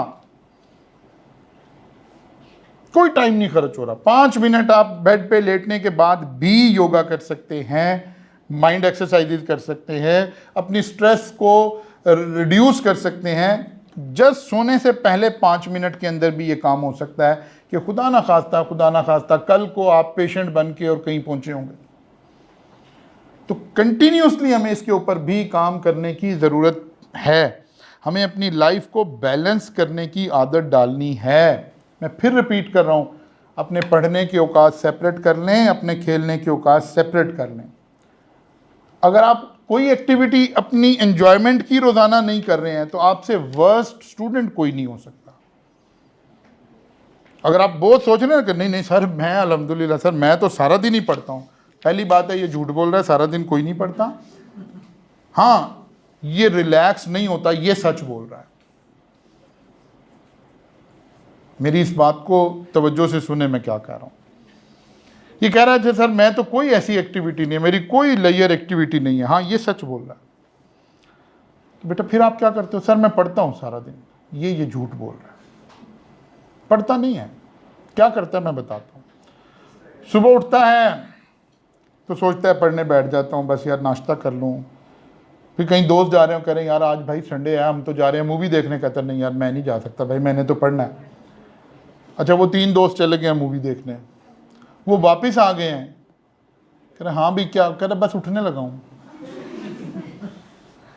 ये वहीं बैठा है, ये डिप्रेस सारा दिन है, इसमें कोई शक नहीं है। ये सजा भुगत रहा है उस बात की जिस पे ये अमल नहीं कर रहा। डिसिप्लिन ना होने की जो सबसे बड़ी सजा है वो आप 24 आवर डिप्रेस रहकर भुगतते हैं। और जो बच्चा 4 पेपर एक अटेम्प्ट में पास करता है ना, कहता सर मैंने शेड्यूल बना लिया था, थोड़ा सा सारे ही काम किए हैं सर, लाहौर भी घूमा भी हूँ, फिरा भी हूँ, सब कुछ किया है। बिकॉज वो फ्रूट एंजॉय कर रहा है जो डिसिप्लिन के उसे मिलने थे। इसलिए भाई सेशंस में आने का फ़ायदा, क्लासरूम से निकल के, कॉलेज एनवायरनमेंट से निकल के, किसी और जगह आकर बैठकर तवज्जो से 1 आध घंटे के लिए फोकस करके, फ़ायदा जब है जब हम यहाँ से कुछ ले कर जाएंगे।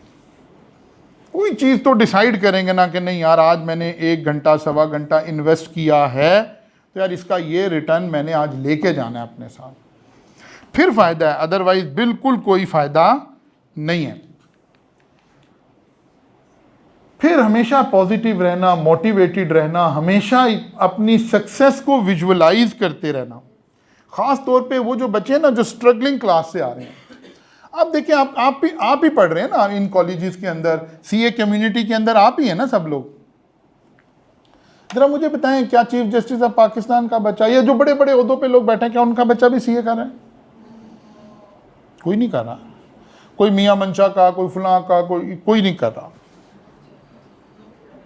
ये प्रोफेशन स्ट्रगलिंग क्लास का है, यही स्ट्रगल कर रहे हैं क्योंकि ये इसलिए स्ट्रगल कर रहे हैं कि ये जिस क्लास में इस वक्त हैं ये यहाँ की ज़िंदगी गुजारना नहीं चाहते, ये इससे ऊपर वाली क्लास में ट्रेवल करना चाहते हैं।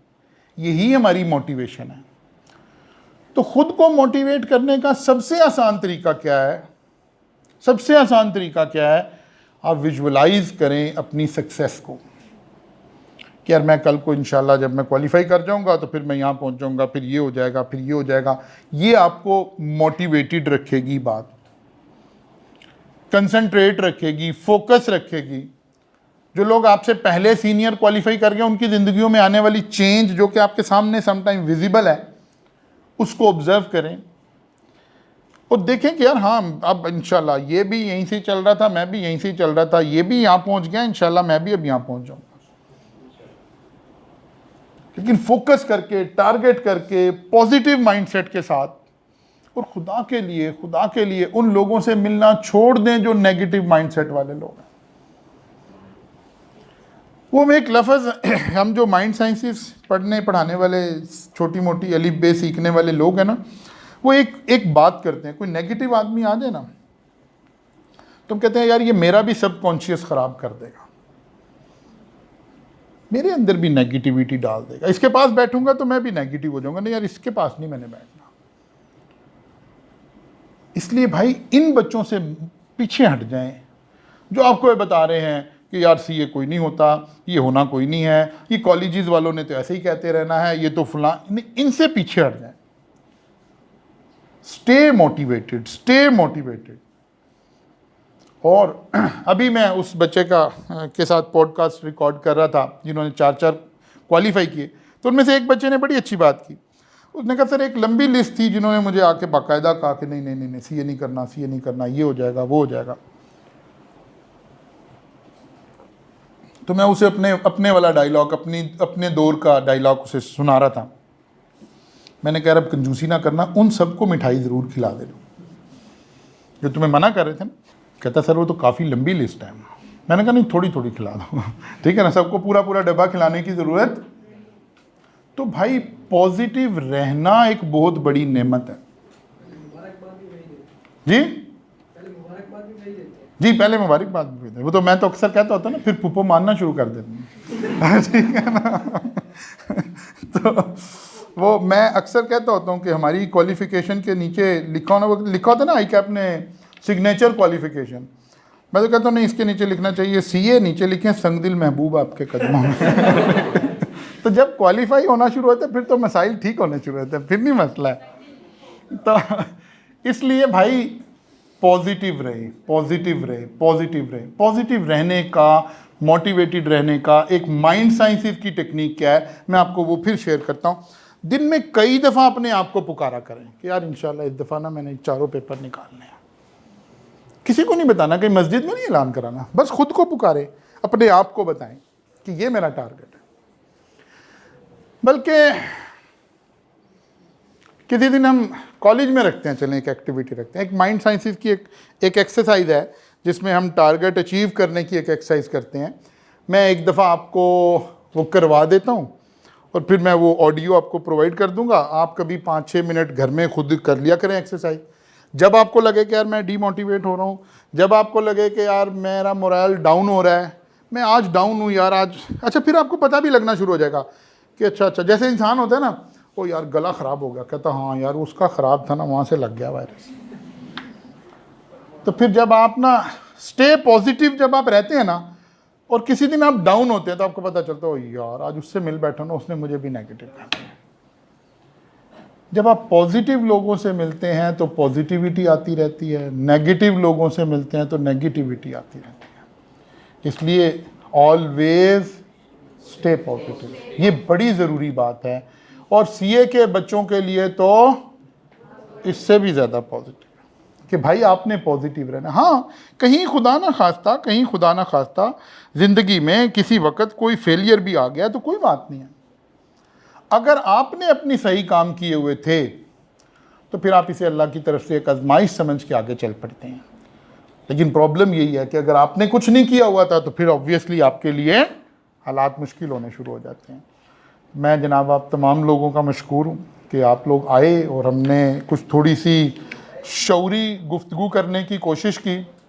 और अगर आपके जहनों में कोई सवाल हैं, कोई रेलिवेंट क्वेश्चंस हैं तो वो पूछ लें, फिर हम सेशन का इख्तिताम करते हैं। आप कह रहे थे कि जो बच्चा एफएससी मैट्रिक लेवल पे टॉप करके आ रहा है जी, वो सीए में फेल हो रहा है और उसकी भाई डिसिप्लिन नहीं है, उसकी एक वजह ये भी हो सकती है कि अगर क्लास में भी कंपटीशन का फिजा कायम की जाए। हाँ बिल्कुल है, इसमें ज़रूरत है। बहुत सारे एलिमेंट हैं जो कॉलेज लेवल पर, इंस्टीट्यूट लेवल पर भी करने चाहिए। जैसे हमने किया हुआ था, अभी पिछले सेशन में किया हुआ था, अभी इस दफ़ा क्योंकि रमज़ान आ गया था तो अभी उस तरह आपको अनाउंस नहीं हुआ कि हमने एक हाई अचीवर्स के लिए एक हाई टी रखी हुई थी। शायद आपने देखा होगा जो पुराने पढ़ रहे हैं, ये कंपटीशन ही की एक फ़ज़ा है, ठीक है ना।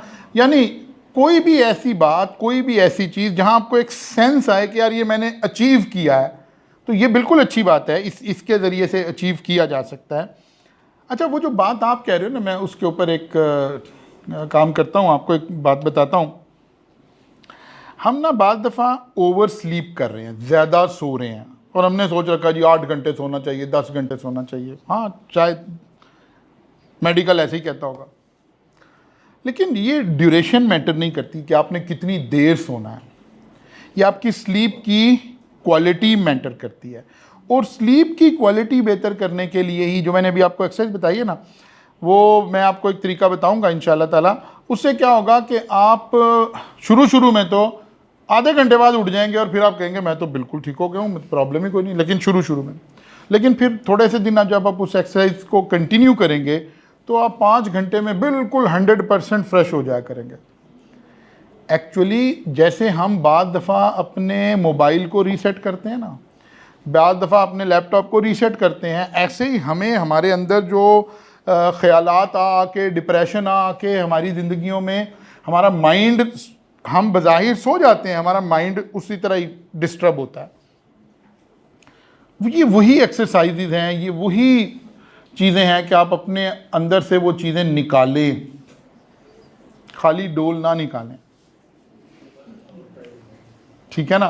तो चेंज लाएंगे तो फिर आगे निज़ाम चलेगा इंशाल्लाह। इसके ऊपर थोड़ी सी हम प्रैक्टिकल साइड पर भी इसकी प्रैक्टिस करेंगे इंशाल्लाह ताला।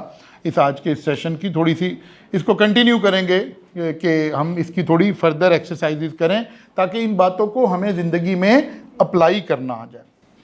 टाइम फिक्स करते हैं कि सब्जेक्ट के लिए 1 घंटा में ये पढ़ूंगा यहाँ से यहाँ तक, तो कभी ऐसा होता है कि काम ज़्यादा होता है, मैं ज़्यादा करना पड़ता है, फिर वो मैंने नहीं होता या दिल भी नहीं करता कि टाइम इससे ज़्यादा दें या वो। अच्छा, उसका तरीका देखें, ये है दो तरीके हैं।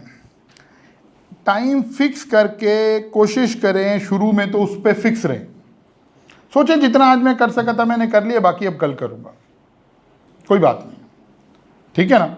फिर जाहिर है वीकली आपको जब आप शेड्यूल बनाएंगे ना तो सबसे पहले आपको क्या चीज़ समझ आएगी, आपको पहले समझ आएगी कि यार अच्छा मुझे कितनी रिक्वायरमेंट है।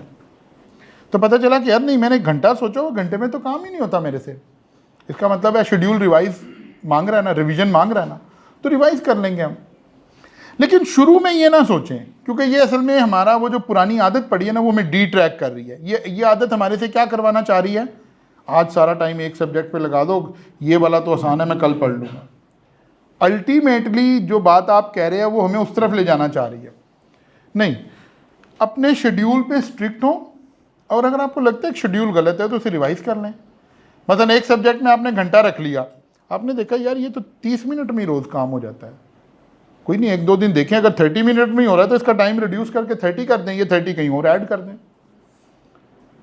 तो शेड्यूल कोई आसमानी वो किताब नहीं है, इसको हम अपने मुताबिक फ्लेक्सिबल रखेंगे, चेंज करते रहेंगे, जैसी रिक्वायरमेंट होगी वैसे इसको अमेंड कर लिया करेंगे, ठीक है ना।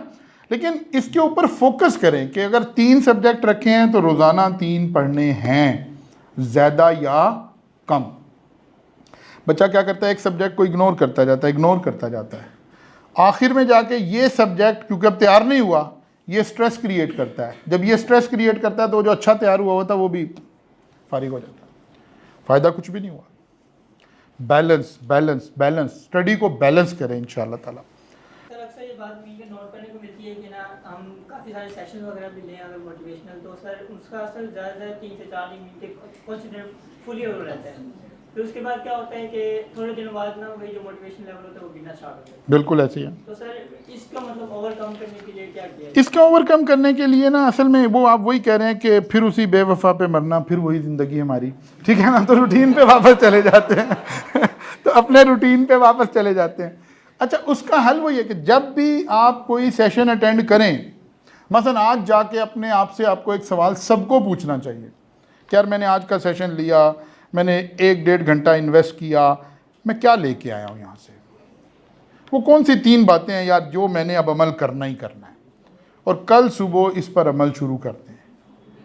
अगर अमल शुरू कर दिया तो बस ख़त्म हो, फिर आज के सेशन में आने का वसूल हो गया, मकसद हासिल हो गया।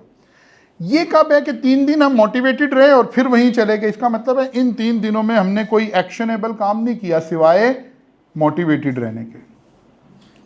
अगर तुमने एक्शनेबल चीज़ें आइडेंटिफाई कर ली है ना कि यार अच्छा हाँ ये बात समझ आई है, मसलन आज रात को आपको चाहिए आराम से सुकून से बैठकर डिसाइड करें कि यार मेरे कल पढ़ने के औकात कौन से हैं और फरागत के औकात कौन से। फ़र्ज़ करें सिर्फ आपने ये एक काम कर लिया, बाकी सारी छोड़ दें, 100% आप इसे कूड़ा कर दें जितनी बातें हमने की हैं, तब भी इस सेशन में आने का आपको फ़ायदा हो गया। और अगर आप सिर्फ मोटिवेटेड रहे हैं तो खाली मोटिवेशन से तो कुछ नहीं होगा, अमली इकदाम उठाने के लिए मोटिवेट होना। ठीक है ना, अमली इकदाम उठाने के लिए मोटिवेट होना, फिर उसका फ़ायदा है। आपने इन 20 बातें फ़र्ज़ किया डिस्कस हुई, इनमें से सिर्फ 2 पर भी अमल कर लिया तो चेंज आना शुरू हो गई है। फिर किसी और सेशन में जाएंगे, वहाँ से कोई चेंज आ जाएगी, फिर कहीं और जाएंगे, वहाँ से कोई चेंज आ जाएगी। ऐसे चलते चलते इंशाल्लाह ताला हम ट्रैक पर आ जाएंगे। सर जैसे सीए प्रोफेशन की ये पढ़ाई बड़ी खुशकिस्मती की है सर, कॉलेज में भी सर अगर जाएं तो हर तरफ जैसे मायूसी का माहौल होता है, और आप जैसे कहते हैं कि सड़क के पार तक निज़ाम तालीम बिल्कुल मुख्तलिफ। सर आपको लगता है कि हमारे ये इस प्रोफेशन में भी कोई को करिकुलर एक्टिविटीज होनी चाहिए? देखिए असल में ना अभी तो हमारे मैं ये लफ्ज़ अच्छा नहीं है, शायद पता नहीं कि ये रिकॉर्डिंग है कहाँ तक वायरल हो जाएगी, तो हमारे अभी असातिज़ा को सीखने की ज़रूरत है कि पहले असातिज़ा ये बात सीख लें कि यार सीए इतना मुश्किल काम नहीं है। बच्चे के पास टाइम है कि वो कोई थोड़ी एक्टिविटीज़ कर सकता है। ये जो तमाम कॉलेजेस, तमाम असातिज़ा कोई एक्टिविटी नहीं करवा रहे ना, असल में वो बिलीवर उसके ही हैं कि उनके ख्याल में सिर्फ एक वक्त में खाली सीए हो सकता है। नहीं भाई, आप 3 सब्जेक्ट पढ़ रहे हैं, बहुत ज़्यादा लगा लें, हर सब्जेक्ट को 1.5 घंटा भी पढ़ना पड़ रहा है, तो ये तो बड़े थोड़े से घंटे बने, बाकी सारा दिन क्या करें? इसीलिए तो हम कह रहे हैं ना कि शेड्यूल बनाएं। मसलन सोच लें यार असर से मगरिब के दरमियान मैं वॉक करने जाया करूँगा, मैं क्रिकेट खेलने जाऊँगा, मैं फ़लाँ काम करने जाऊँगा, निकलें। बच्चे आपस में ग्रुप बना लें। आप मसलन बहुत सारे बच्चे लाहौर में आए हुए हैं, यहाँ पढ़ने के लिए पहली दफ़ा आए हैं, तो आप यार यहाँ अपने लाहौर भी तो देखना है ना, ये सारे काम भी तो करने हैं। मैं तो हमेशा से, जो पुराने बच्चे बैठे हैं, मैं हमेशा से कहता हूँ 6 दिन पढ़ना है, 7वें दिन नहीं पढ़ना है। एक फुल डे आपका ऑफ डे होना चाहिए, डिक्लेयर्ड, आपके पेरेंट्स को भी पता हो आज इसने नहीं पढ़ना है, खुद ही ज़िंदगी ठीक होना शुरू हो जाएगी। लेकिन बात फिर वही है, जब तक हम ये सब कुछ करेंगे नहीं, जब तक चेंज नहीं आने वाली। इसलिए मैं आप तमाम बच्चों से ये रिक्वेस्ट करूँगा कि भाई आज घर जाकर कहीं कोई चेंज इनकॉर्पोरेट करने की कोशिश करें। जज़ाकल्लाह, बहुत बहुत शुक्रिया।